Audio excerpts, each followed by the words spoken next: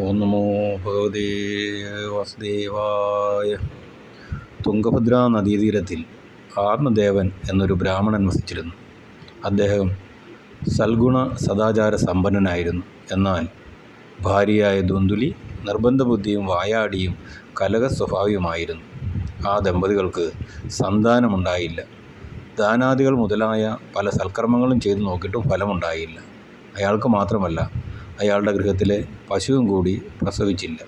എന്തിന്, അയാളുടെ വീട്ടിൽ നിന്ന വൃക്ഷങ്ങൾ പോലും കായ്ച്ചില്ല. ഈ സങ്കടം സഹിക്കാനാവാതെ അയാൾ വീട് വിട്ട് കാട്ടിൽ പോയി. അവിടെ ഒരു സന്യാസിയെ കണ്ടു. ബ്രാഹ്മണൻ കാൽക്കൽ വീണ് നമസ്കരിച്ച് കരഞ്ഞുകൊണ്ട് തൻ്റെ സങ്കടം അറിയിച്ചു. സന്യാസി യോഗശക്തിയാൽ ബ്രാഹ്മണൻ്റെ തലയിലെഴുത്തിനെ പരിശോധിച്ചിട്ട് പറഞ്ഞു, അങ്ങയുടെ പ്രാരബ്ധ കർമ്മഫലം മൂലമാണ് സന്താനമുണ്ടാകാത്തത്. അങ്ങേക്ക് 7 ജന്മത്തേക്ക് സന്താനഭാഗ്യമില്ല.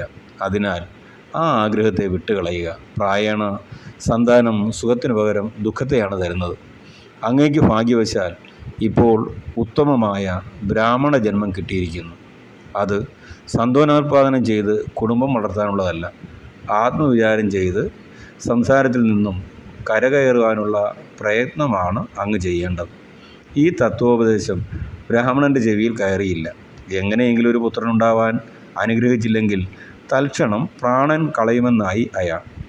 ഈ നിർബന്ധ ബുദ്ധി കണ്ടിട്ട് സന്യാസി ഒരു പഴം കൊടുത്തു. ഇതിനെ അങ്ങയുടെ ഭാര്യ ഭക്ഷിക്കട്ടെ. സത്യം, ശൗചം, ദയ, ദാനം, ഒരു നേരം മാത്രം ആഹാരം എന്നീ പ്രകാരം വ്രതശുദ്ധിയോടുകൂടി 1 വർഷമിരുന്നാൽ ഒരു സൽപുത്രൻ ജനിക്കും എന്ന് സന്യാസി അനുഗ്രഹിച്ചു. അയാൾ ഗൃഹത്തിൽ മടങ്ങിയെത്തി പഴത്തെ ഭാര്യയുടെ കയ്യിൽ കൊടുത്ത് വിവരമെല്ലാം പറഞ്ഞു.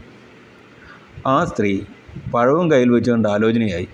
ഈ പഴം തിന്നാൽ എനിക്ക് ഗർഭമുണ്ടാകും, വയറു വലുതാകും, ഭക്ഷണം കുറഞ്ഞ് ഞാൻ ക്ഷീണിക്കും. അങ്ങനെ വരുമ്പോൾ വീട്ടുവേല എങ്ങനെ ചെയ്യും? സംഗതി വശാൽ പാതിയിലിറങ്ങുമ്പോൾ വല്ല വണ്ടിയും നേരിട്ട് വന്നാൽ എങ്ങനെ ഓടി രക്ഷപ്പെടും? മാസം തികഞ്ഞിട്ടും ശിശു ഗർഭത്തിൽ നിന്നും പുറത്തു വരാതെ ഇരുന്നാൽ ഞാൻ ചത്തുപോകുമല്ലോ. അഥവാ പ്രസവിച്ചെന്നിരിക്കട്ടെ, ഞാൻ പ്രസവിച്ചു കിടക്കുമ്പോൾ ഭർത്താവിൻ്റെ സഹോദരി വന്ന് മുതലെല്ലാം അപഹരിച്ചു കൊണ്ടുപോയാലോ? മാത്രമല്ല, സന്യാസി പറഞ്ഞു അത്രേ, സത്യം, ശൗചം മുതലായ നിയമങ്ങളെല്ലാം പാലിക്കണമെന്ന്. അതൊന്നും എന്നെ കൊണ്ടാവില്ല. പ്രസവിച്ചാൽ ശിശുവിനെ സംരക്ഷിക്കുന്നതും വലിയ ബുദ്ധിമുട്ട് തന്നെ. ആകപ്പാടെ ആലോചിക്കുമ്പോൾ മലടിയോ വിധവയോ ആയിരിക്കുന്നത് തന്നെ നല്ലതെന്ന് തോന്നുന്നു. ഇങ്ങനെ പോയി അവളുടെ ദുർബുദ്ധി. ചുരുക്കത്തിൽ അവൾ പഴം തിന്നില്ല. അതിനെ തൻ്റെ പശുവിന് കൊടുത്തു. താൻ പഴം തിന്നുവെന്ന് ഭർത്താവിനോട് കള്ളം പറഞ്ഞു. അടുത്ത ദിവസം അവളുടെ അനുജത്തി കാണാൻ വന്നു. അവളോട് നടന്നതെല്ലാം പറഞ്ഞു. അവൾ ഇങ്ങനെ സമാധാനിപ്പിച്ചു, ആട്ടെ, ഇതിന് ഉപായമുണ്ട്. എനിക്കിപ്പോൾ ഗർഭമുണ്ട്. ഞാൻ പ്രസവിച്ചിട്ട് കുട്ടിയെ നിനക്ക് തരാം. നീ എൻ്റെ ഭർത്താവിന് കുറച്ച് പണം കൊടുത്താൽ മതി. അതുവരെ ഗർഭം നടിച്ചിരുന്നു കൊള്ളുക. ദ്വന്ദ്വലി അനുജത്തി പറഞ്ഞ പ്രകാരം ചെയ്തു. അനുജത്തി പ്രസവിച്ച ശേഷം കുട്ടിയെ രഹസ്യമായി കൊണ്ടുവന്നു കൊടുത്തു. ദ്വന്ദ്വലി താൻ പ്രസവിച്ചതാണെന്ന് പറഞ്ഞ് ഭർത്താവിനെ വിശ്വസിപ്പിച്ചു. ആത്മദേവന് സന്തോഷമായി. പുത്രനെ ദ്വന്ദ്വകാരി എന്ന് പേരിട്ട് ഓമനയായി വളർത്തി. പഴം തിന്ന പശുവും കുറേ കഴിഞ്ഞ് സർവാംഗ സുന്ദരനും അതിതേജസ്വിയുമായ ഒരു മനുഷ്യ ശിശുവിനെ പ്രസവിച്ചു. ചെവി മാത്രം പശുവിൻ്റേതുപോലെ ഇരുന്നതിനാൽ അവന് ഗോകർണൻ എന്ന് പേരിട്ടു.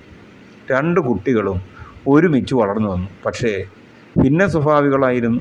ഗോകർണൻ സൽഗുണസമ്പന്നനും മഹാജ്ഞാനിയുമായി ഭവിച്ചു. ദ്വന്ദ്വകാരി സകല ദുർഗുണങ്ങളുടെയും വിളനിലമായി തീർന്നു.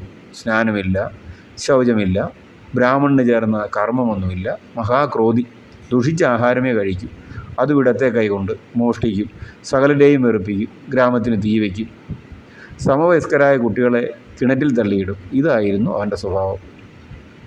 സദാ ദുഷ്ടന്മാരുമായി സംസർഗം ചെയ്ത് ഒടുവിൽ വേശ്യാസംസർഗവും തുടങ്ങി. അവരെ സംരക്ഷിക്കാനായി പിതാവിൻ്റെ ധനമെല്ലാം അപഹരിച്ച് നശിപ്പിച്ചു.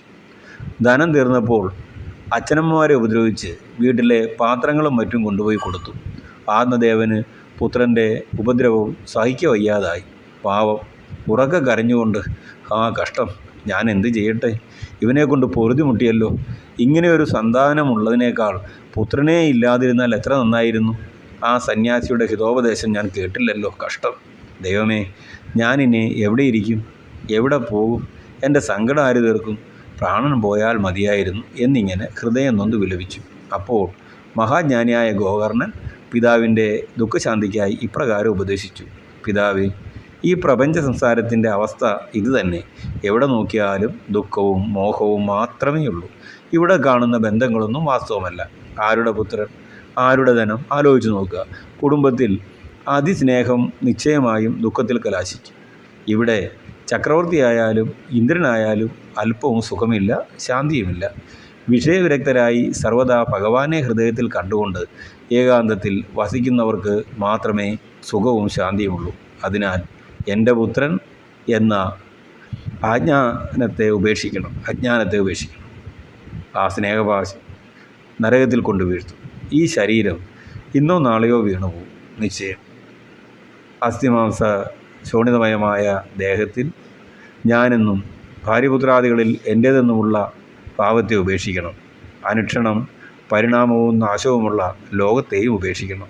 എന്നിട്ട് വൈരാഗ്യരസികനായി ഭഗവാനെ ഭജിക്കുക, ധർമ്മത്തെ മുറുകെ പിടിക്കുക, സാധുപുരുഷന്മാരെ സേവിക്കുക, വിഷയങ്ങളെ വിഷം പോലെ ദൂരെ കൈവെടിയുക, അന്യരുടെ ഗുണദോഷങ്ങളെ ചിന്തിക്കാതിരിക്കുക, ഭഗവത് കഥാമൃതത്തെ നിരന്തരം പാനം ചെയ്യുക. അങ്ങനെ സുഖമായ സംസാരത്തിൽ നിന്നും കരകയറിയാലും.